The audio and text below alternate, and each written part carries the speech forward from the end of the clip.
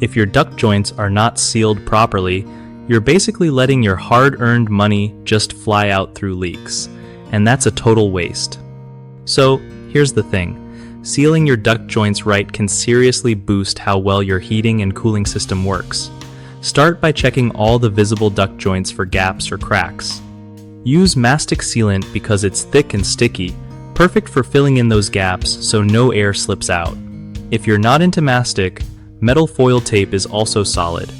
Just don't use regular duct tape since it breaks down fast. When applying sealant or tape, make sure the ducts are clean and dry so it sticks better. Press the tape down firmly and smooth out any bubbles to avoid leaks. Also, don't forget to check joints inside walls or ceilings because those hidden spots can be sneaky energy wasters. Doing this can cut your energy bills and keep your place comfy without cranking up the thermostat.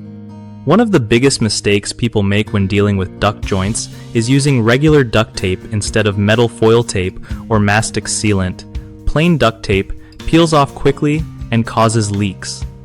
Another common issue is skipping the cleaning step before sealing, which means the sealant or tape won't stick properly, so you end up with leaks anyway.